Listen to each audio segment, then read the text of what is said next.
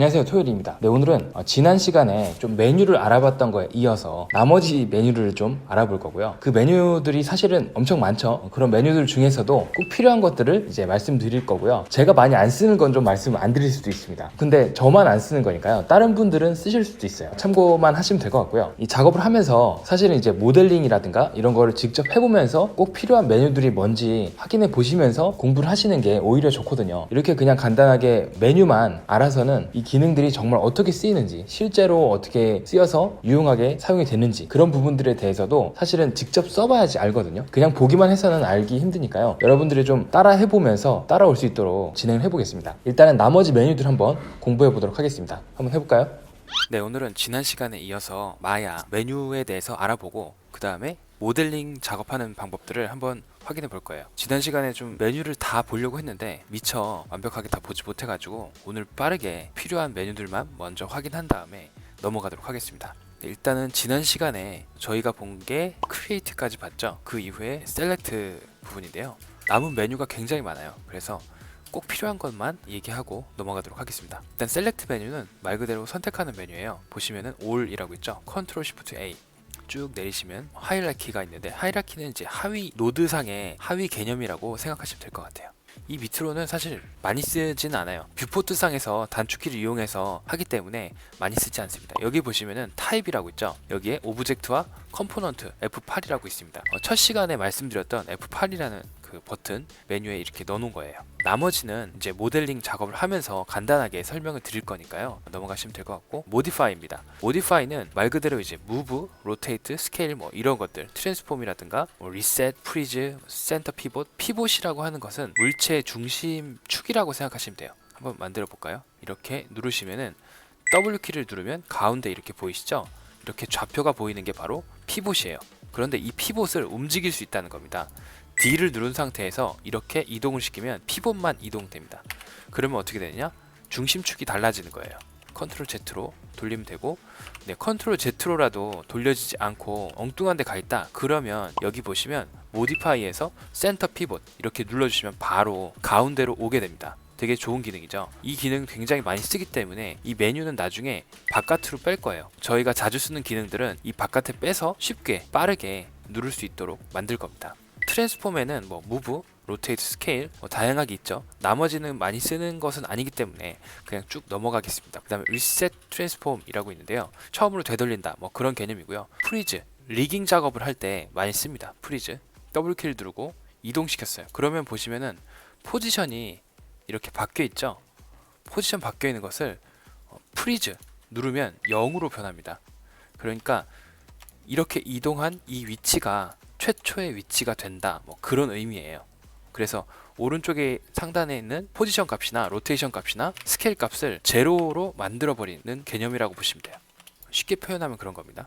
프리즈 하면 이렇게 지금 이 상태가 최초의 모습이라고 인식하게 만드는 거죠.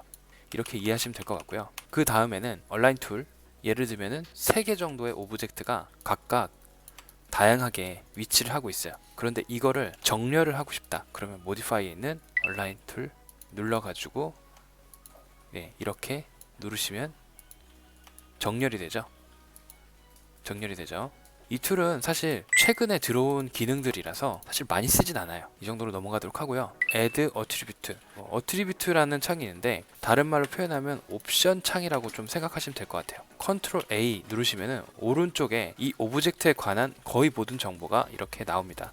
그게 어트리뷰트 창이라고 불러요. 마야만의 어떤 좀 특성이라고 볼 수 있는데, 이 어트리뷰트 창에서 이 오브젝트에 관련된 거의 모든 것들을 편집하고 수정할 수가 있습니다. 매테리얼도 수정할 수 있고 모양이나 여러가지 재질이라든가 그런 것들 다 수정할 수가 있습니다. 디스플레이 뭐 이런 것들, 비저빌리티 끄면 안 보이고 이런 것들을 다 가지고 있는 게 어트리뷰트 창이라고 보시면 돼요. 그 밑에 내려가면 컨버트라고 있는데, 이 컨버트는 폴리곤을 넙스나 서브디비전 같은 구성 형태를 바꾼다고 생각하시면 돼요. 한번 바꿔볼까요? 폴리곤 투 서브디비전 이렇게 하면 이렇게 서브디비전 재질로 바뀌어요. 그리고 서브디비전 재질에서 다시 또 바꿀 수 있습니다. 서브디비전 재질에서 넙스로, 그러면 이렇게 또 바뀌죠.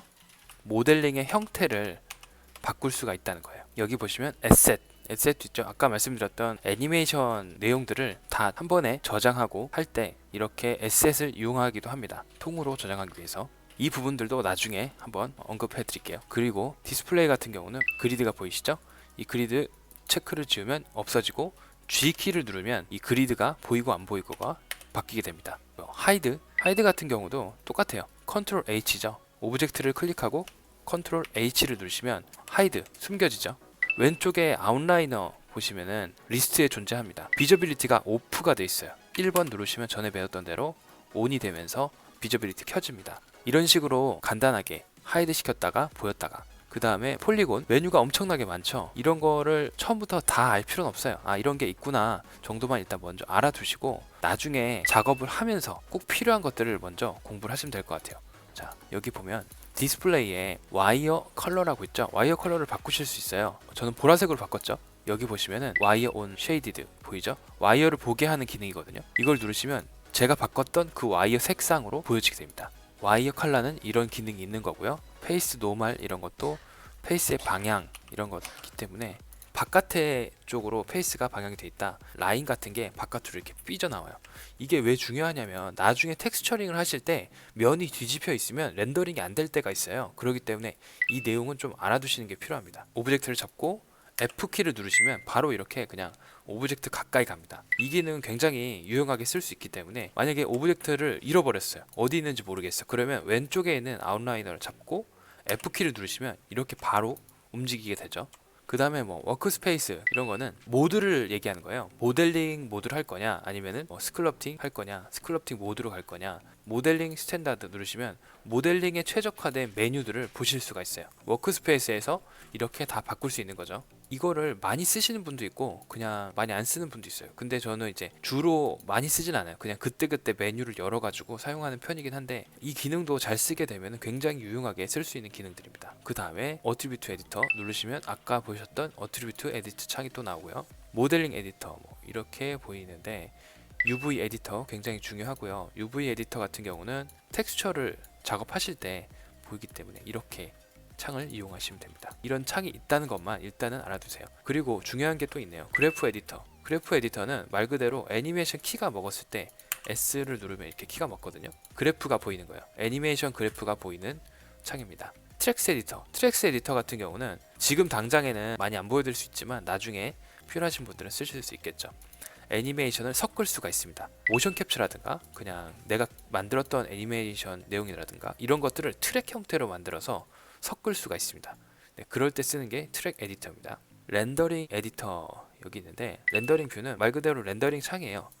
렌더링 뷰에서 누르시면 이제 렌더링 되는 건데 지금은 라이트가 없기 때문에 렌더링이 다 안 되죠. 아놀드 렌더러로 잡혀 있고 릴레이션십 에디터 이거는 서로의 관계에 대해서 정의를 해놓은 에디터라고 생각하시면 돼요. 예를 들면은 다이나믹 같은 경우는 파티클이 이 오브젝트와 어떤 관계가 돼 있는지 그런 것들을 보여주는 에디터예요. 그렇게 이해하시면 될 것 같아요. UI 엘리먼트 이거는 제가 많이 쓰진 않습니다. UI가 어디 이제 보여질 거냐, 이 창들 타임라인 보일 거냐 안 보일 거냐 뭐 이거거든요. 지금 있는 상태에서 Alt B를 누르시면 이렇게 화면이 바뀝니다. 그러니까 오브젝트가 어떤 형태로 있느냐에 따라서 이렇게 화면을 바꿔가지고 사용하시면 돼요. 본인의 취향에 따라서 좀 바꾸시면 되고 본인이 보기에 좋은 형태로 색깔을 바꿔 쓰시면 됩니다. 그리고 세팅스 같은 경우는 여기 보시면 많이 쓰는 게 플러그인 매니저라고 있습니다. 플러그인 매니저는 내가 마야 자체에 추가했던 플러그인들을 확인할 수가 있어요. 마야 자체에서 지원해주는 플러그인들이 다 보여지죠.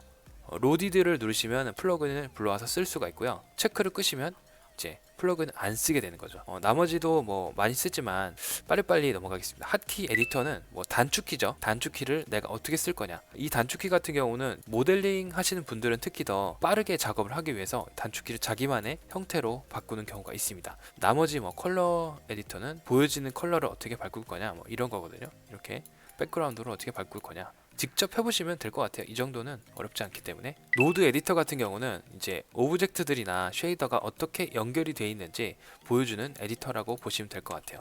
이렇게 복사를 해서 Shift 누른 상태에서 P를 누르면 이제 페어런트가 되죠. 여기 이 상태에서 윈도우에 들어가서 아까 봤던 노드 에디터를 보시면 이렇게 뜨는데 잡고 눌러보면 이것과 관계된 모든 노드들을 볼 수가 있습니다.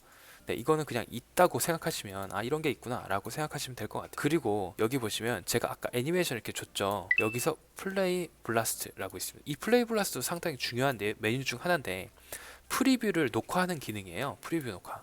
어플라이 하면 이렇게 녹화가 되죠. 녹화한 영상들을 프리뷰로 볼 수가 있습니다. 이렇게 화질은 설정하시면 다양하게 바꿀 수가 있어요. 네, 플레이 블라스트 이런 기능이 있다는 거. 그리고 네, 이 밑에 기능들은 새로 들어온 기능들이 좀 있어가지고 제가 많이 쓰진 않아요. 이 다음 메뉴들은 제가 이 모델링 작업을 하면서 그 다음에 좀 설명을 하는 쪽으로 넘어가겠습니다. 오늘은 일단 여기까지만 하고 다음 시간에 모델링을 좀 더 만지면서 작업을 보여드리도록 하겠습니다. 일단 오늘은 여기까지 마치도록 하고요. 가장 중요한 것들만 먼저 좀 말씀드리고 많이 쓰는 것들만 먼저 말씀드리기 위해서 이렇게 좀 넘어가도록 하겠습니다. 실전에 들어가서 이제 다음 시간에는 모델링을 직접 만져보면서 편집을 하면 여러분들이 좀 빠르게 작업을 이해하시는 데 도움이 될 것 같아요. 메뉴들도 마찬가지고.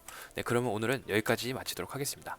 네, 이렇게 해서 지난 시간에 이어서 좀 메뉴들에 대해서 알아봤어요. 사실은 이 외에도 다양한 메뉴들이 있지만 정말 많이 쓰는 것들만 좀 말씀드린 거고요. 다음 시간부터는 모델링을 진짜 직접 해보면서 그 모델링을 할 때 쓰는 메뉴들을 한번 알아볼 거고요. 그 이후에는 해본 모델링을 가지고 텍스처링 해볼 겁니다. 그리고 텍스처링 한 걸 가지고 또 애니메이션도 해볼 거고요. 그렇게 차근차근 한번 진행을 해볼 테니까요. 여러분들이 보시면서 충분히 공부하시면 도움이 되실 거라고 생각이 됩니다. 오늘은 여기까지 마치도록 하고요. 다음 시간에 또 좋은 컨텐츠로 뵙도록 하겠습니다. 좋아요, 댓글, 구독 부탁드리고요. 제작하세요.